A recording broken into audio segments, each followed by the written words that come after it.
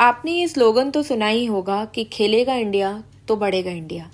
लेकिन अगर खाएगा नहीं इंडिया तो कैसे खेलेगा इंडिया और कैसे बढ़ेगा इंडिया। एक मशहूर इतिहासकार ने कहा था कि खाली पेट क्रांतियां नहीं हुआ करती। भूख और विकास के इसी रिलेशन को ध्यान में रखते हुए बनाया गया था ग्लोबल हंगर इंडेक्स। इस इंडेक्स का मतलब ये है कि ये पता चले कि पूरी दुनिया में भूख की वजह से कहाँ सबसे बुरा हाल है और कहाँ मदद भेजी जाए। तो इसकी सालाना एक रिपोर्ट निकाली जाती है। अब हाल ही में जो रिपोर्ट आई है उसको लेके पूरे भारत की रैंकिंग पे बात हो रही है और बहुत हो हल्ला मच गया है। तो क्या प्रॉब्लम क्या है इस रिपोर्ट में? 2024 में जो रिपोर्ट आई है उसमें 127 देशों में भारत को 105वें स्थान पर रखा गया है। मतलब बहुत बुरी गंभीर स्थिति है भारत में भूख के मामले में। भारत का स्कोर जो है वो 27.3 है। और भूख के मामले में भारत के हालात ये हैं कि भारत पड़ोसी जो देश हैं छोटे छोटे, नेपाल, श्रीलंका, बांग्लादेश, इनसे भी बदतर स्थिति में है। और अगर हम अपने नज़दीकी पाकिस्तान की बात करें तो पाकिस्तान 109वें स्थान पर है और भारत 105वें। तो मतलब कोई बहुत ज़्यादा अंतर नहीं है दोनों भाइयों में। और लेकिन सवाल ये कि जब हम हर मामले में अपनी तुलना यूएसए और चीन से करना चाहते हैं तो हम भूख के मामले में पाकिस्तान से तो कंपैरिजन कर नहीं सकते। हम ये नहीं कह सकते कि पाकिस्तान को 109वां स्थान मिला है तो हमें 105वां। हमें वहाँ भी अपना कंपैरिजन यूएसए और चीन से करना होगा। जब हम बात कर रहे हैं कि हम वैश्विक अर्थव्यवस्थाओं में टॉप 3 में शामिल होने जा रहे हैं, हम कह रहे हैं कि 2047 में हम विकसित देश बनने वाले हैं, तो फिर हम भूख के मामले में ये कोताही नहीं बरत सकते। अब देखते हैं कि ग्लोबल हंगर इंडेक्स जो है ये किस तरीके से मापा जाता है, इसमें किस बारे में बात की जाती है। तो इसमें 4 पैमाने तय किए गए हैं। एक है अल्प पोषण, एक है चाइल्ड स्टंटिंग यानी कि बच्चों का बौनापन, तीसरा है चाइल्ड वेस्टिंग और इसके अलावा है बाल मृत्यु दर।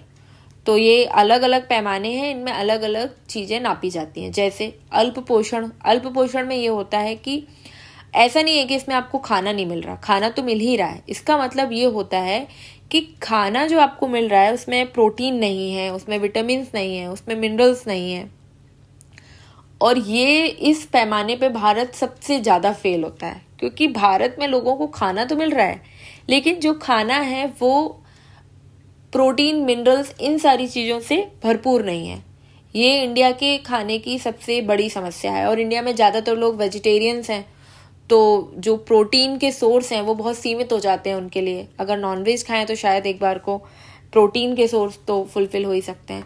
तो ये बड़ी समस्या है। फिर एक और पैमाना है चाइल्ड स्टंटिंग। इसका मतलब होता है बच्चों का बौनापन। इसमें ये रहता है कि बच्चे की जो उम्र है उसकी तुलना में उसकी हाइट नहीं बढ़ रही होती। और ये प्रॉब्लम इंडिया में बहुत बहुत बड़े स्तर पर बहुत बच्चों में देखी जा रही है। इसका भी यही रीज़न है कि बच्चों को प्रॉपर संतुलित आहार नहीं मिल पाता। एक और इसका पैमाना है चाइल्ड वेस्टिंग। इसमें होता है कि बच्चों की जो लंबाई है उसकी तुलना में उनका वेट नहीं होता है, माने लंबाई की तुलना में वजन कम है।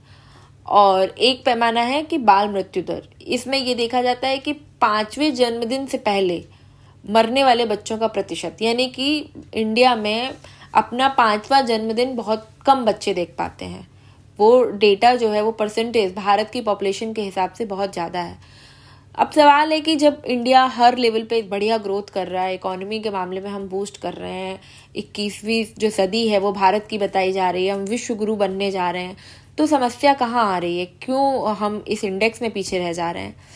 तो है कि भारत में लोगों के पास खाना तो है, भरपूर है, लेकिन देखिए भारत की आबादी भी कोई कम नहीं है। हम 140 करोड़ से ज़्यादा हैं और अभी तो अगर हम यूएन के आंकड़ों को मान लें तो हम दुनिया में सबसे ज़्यादा जनसंख्या वाले देश बन चुके हैं।